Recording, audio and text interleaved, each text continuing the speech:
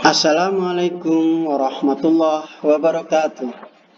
Perkenalkan, nama saya Sofiullah dari program studi Sistem Informasi jurusan Teknik Informatika Universitas Kiai Haji Wahab Hasbullah. Pada hari ini saya akan menayangkan hasil presentasi yang telah saya buat pada mata kuliah Sistem Operasi dengan materi struktur komputer lanjutan beserta contohnya. Pada saat saya presentasi, Anda diharapkan fokus terhadap presentasi yang saya sampaikan. Ketika ada hal yang kurang jelas atau kurang dimengerti, Anda dapat menanyakan kepada saya pada kolom komentar. Dan sebelum mengawali presentasi kali ini, marilah kita berdoa menurut agama dan kepercayaan kita masing-masing. Berdoa disilahkan. Baik, kita mulai presentasi pada hari ini. Objek materi pada presentasi kali ini yaitu interupsi, proteksi perangkat keras, proteksi input-output, proteksi memori. Yang pertama, interupsi.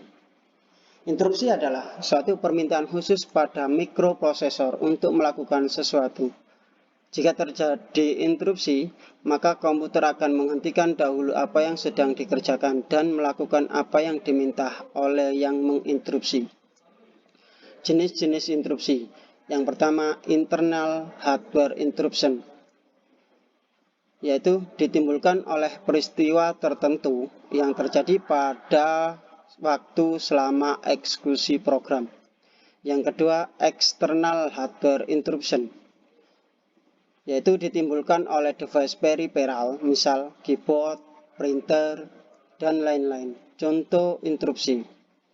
Yang pertama, memberi nama file yang sama di suatu folder dengan ekstensi yang sama. Di situ akan tampil kotak interupsi. Yang kedua, menghapus folder atau sebuah file.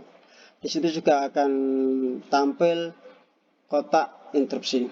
Yang kedua, perangkat keras.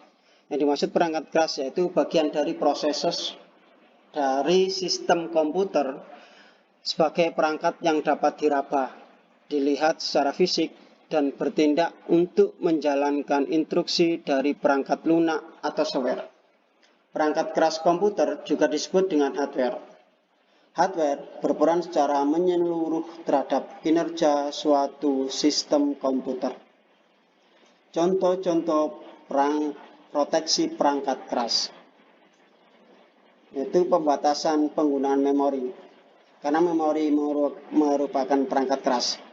Beberapa istilah penggunaan memori, yaitu base register, yang dimaksud adalah alamat memori fisik awal yang dialokasikan atau boleh digunakan oleh pengguna.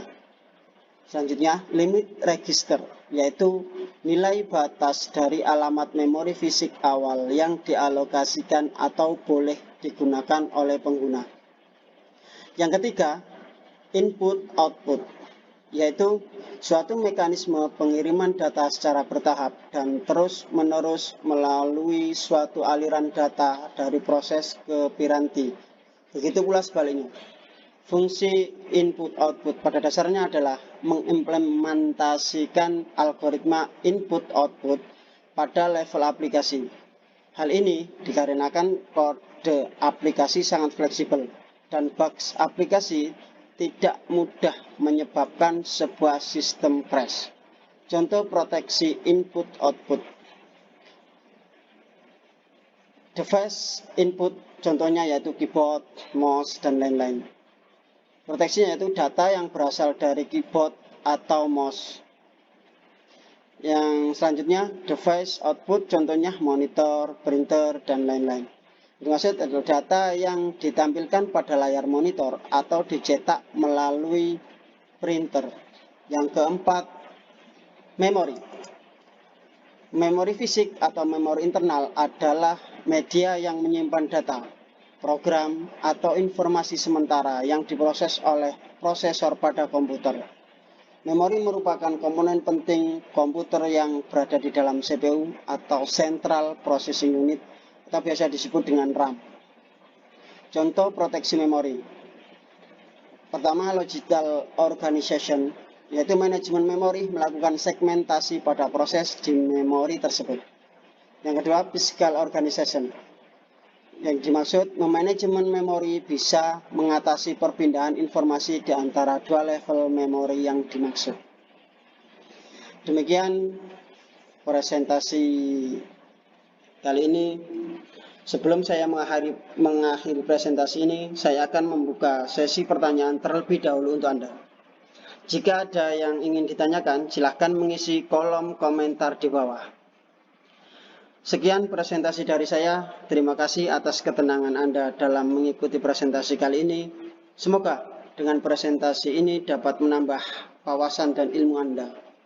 Dan apabila ada tutur kata saya yang kurang berkenan di hati Anda, mohon untuk dimaafkan. Sampai jumpa. Wassalamualaikum warahmatullahi wabarakatuh.